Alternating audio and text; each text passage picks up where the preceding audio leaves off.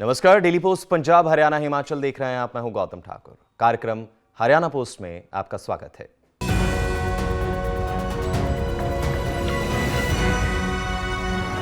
कुरुक्षेत्र नगरी, धर्मक्षेत्र नगरी, जहां पर स्वयं भगवान ने सारथी बन अर्जुन को विराट रूप का दर्शन करवाते हुए उन्हें गीता का उपदेश दिया था। और उसी के साथ इसी धर्मनगरी कुरुक्षेत्र की धरा पूरे महाभारत जैसा भीषण युद्ध जो है यहीं पर लड़ा गया। गीता जो इंसान को कर्म करना सिखाती है, निर्बल और समाज के कमजोर वर्ग के लिए काम करने का संदेश भी देती है, उसी गीता जयंती आयोजन की भव्यता और उसके चर्चे पूरी दुनिया के अंदर होते हैं। और इस बार 8वें गीता समारोह आयोजन के मौके कई देशों के प्रतिनिधि भी इस समारोह में जो है वो पहुंचे हैं, जो गीता सेमिनार के तहत जो है वो आयोजित होने वाली संगोष्ठी का हिस्सा भी बने। देखिए हरियाणा पोस्ट के तहत इस रिपोर्ट में।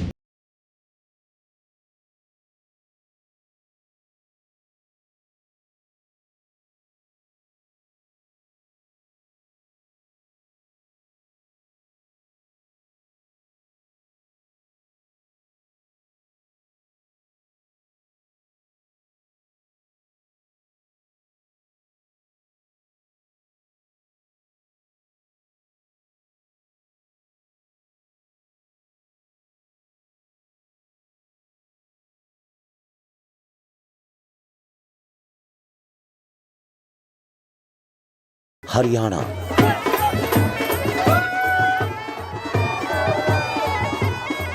गीता के उपदेश की धरती हरियाणा।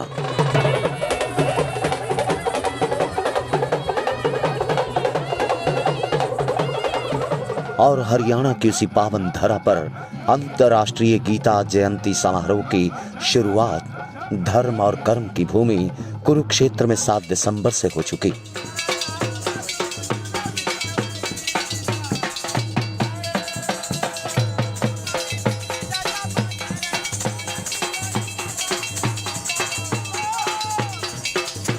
लेकिन गीता जयंती से जुड़े मुख्य कार्यक्रमों का शुभारंभ देश के उपराष्ट्रपति जगदीप धनखड़ की ओर से मुख्यमंत्री हरियाणा मनोहर लाल की अगुवाई में किया गया। इस मौके पर संत समाज के प्रतिनिधि भी मंच पर उनके साथ मौजूद थे।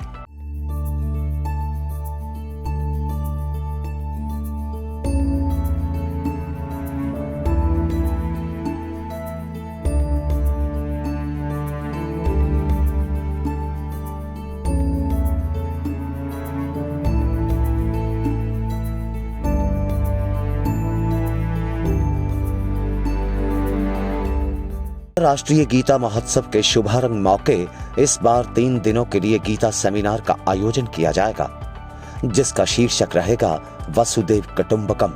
इस मौके भाजपा के राज्यसभा सांसद सिद्धांशु त्रिवेदी भी पहुंचे हुए थे, जिन्होंने जानकारी भी दी कि गीता महोत्सव को भव्य तरीके से मनाने की मंशा देश के प्रधानमंत्री नरेंद्र मोदी ने जाहिर की थी और मुख्यमंत्री मनोहर लाल की सरकार ने उनके इस सपने को साकार करने का काम किया। आज हम यहां पर कुरुक्षेत्र में जिस गीता महोत्सव के हेतु एकत्र हुए हैं, मुझे याद आता है कि 2014 में प्रधानमंत्री बनने के बाद जब श्री नरेंद्र मोदी जी विदेश यात्रा पे गए थे, अगर आपको याद हो, तो अमेरिका के राष्ट्रपति को उन्होंने गीता भेंट की थी।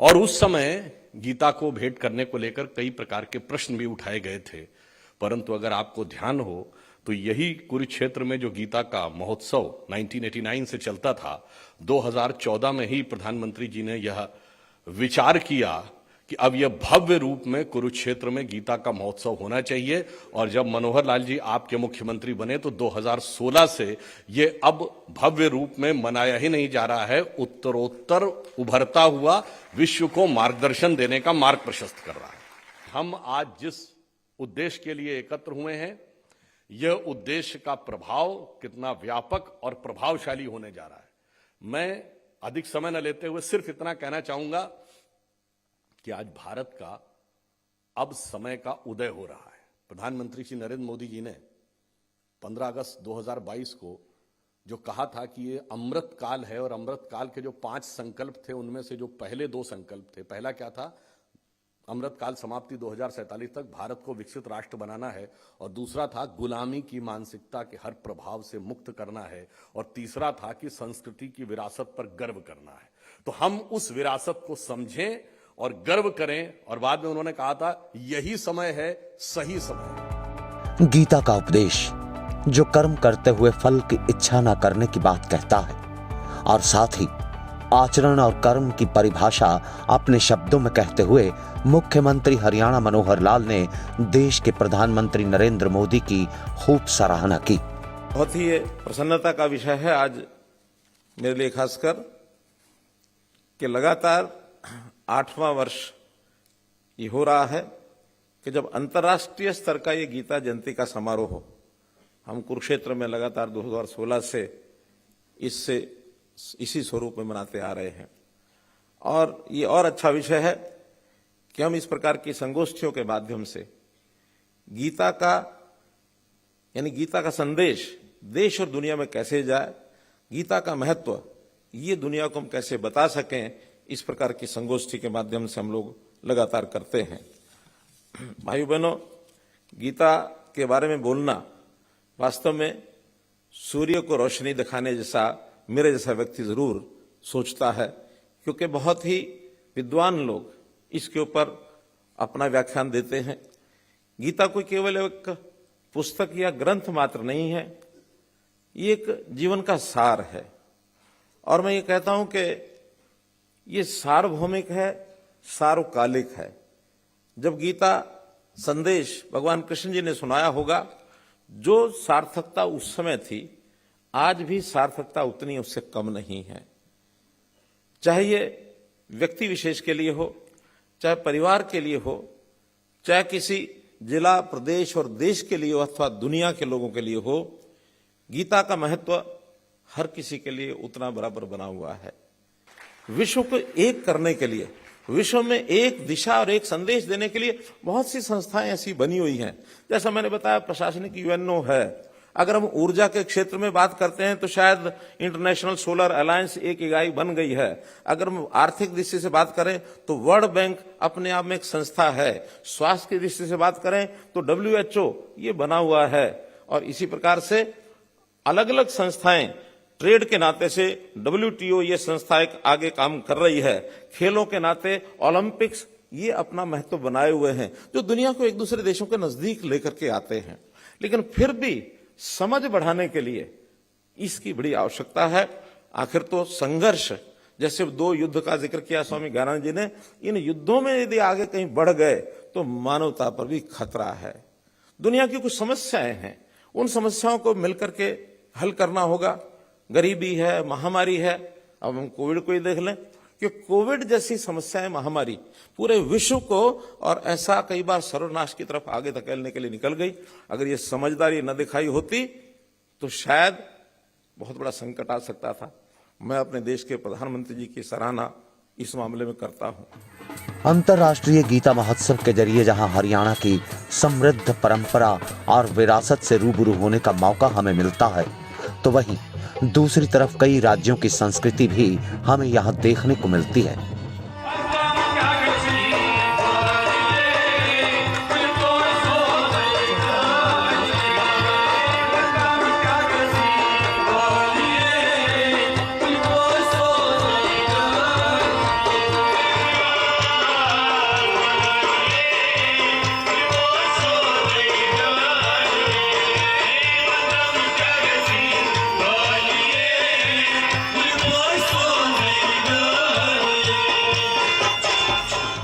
इस गीता जयंती महोत्सव आयोजन के दौरान कई तरह के लोग जो नायाब काम करते हैं और अपनी बनाई हुई चीजों का यहाँ पर प्रदर्शन करते हुए साथ ही उनका व्यापार भी करते हैं। गीता जयंती महोत्सव के जरिए उन्हें रोजगार का ये मौका सरकार की तरफ से मिलता है।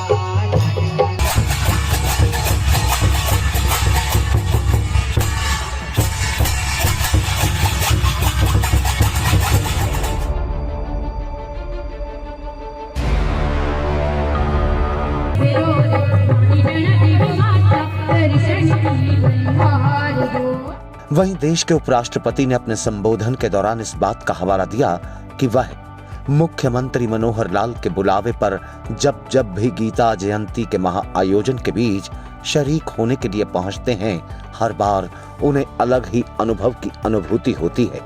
Honourable chief minister Manohar Lal ji ने जब जब मुझे बुलाया है यहाँ, वो मेरे लिए बहुत ही एक अद्भुत अनुभव का विषय बना है। हर बार मैं यहाँ से एनर्जाइज्ड, इंस्पायर्ड और मोटिवेटेड होकर जाता हूँ। मुझे देश के करीब करीब हर प्रांत में जाने का मौका मिला है। यहाँ की बात ही कुछ अजीब है, ये मैंने महसूस की है।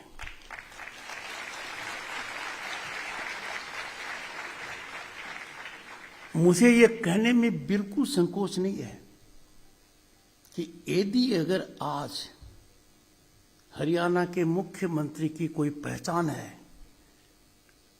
आज यदि अगर मुख्यमंत्री लोगों के लिए मनोहर है, उसका एक कारण है, ये गीता के अनुयायी हैं। पूरे देश में इनका नाम एक बात के लिए जाना जाता है, पारदर्शिता, शुचिता, उत्तरदायित्वता। ये गीता को इन्होंने जमीनी हकीकत बनाया जब गांव के बच्चे को बिना प्रयास के नौकरी का पत्र मिला।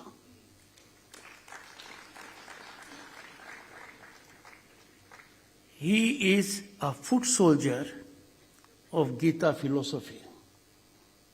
और ये कोई आसान काम नहीं है। जब भी कोई आदमी पद पर आसीन होता है, उससे जो एक्सपेक्टेशंस होती हैं वो वाजिब नहीं होती हैं। आप तो कर ही सकते हो, आपको क्या जोर आता है, कर दीजिए ने। पहले होता रहा था, आज भी कई जगह हो रहा है, आप क्यों संकोच करते हो? क्या इसलिए मुख्यमंत्री बनाया है, हमारा थोड़ा सा काम नहीं करोगे? उस समय बड़ा मजबूत रहना पड़ता है। This man, the Chief Minister of Haryana, has withstood all challenges spinally to live up to the highest expectation of Gita। अगर आप भी हरियाणा की परंपरा, विरासत और कुरुक्षेत्र जैसी पावन धर्म नगरी से रूबरू होना चाहते हैं तो इंतजार किस बात का। चले आइए गीता जयंती महोत्सव में, जहां पर दूसरे राज्यों से आए कलाकार जहां अपनी पेशकारी के जरिए आपका मन मोह लेंगे, तो वहीं यहां पर मिलने वाली चीजों को देखकर भी आप दंग रह जाएंगे।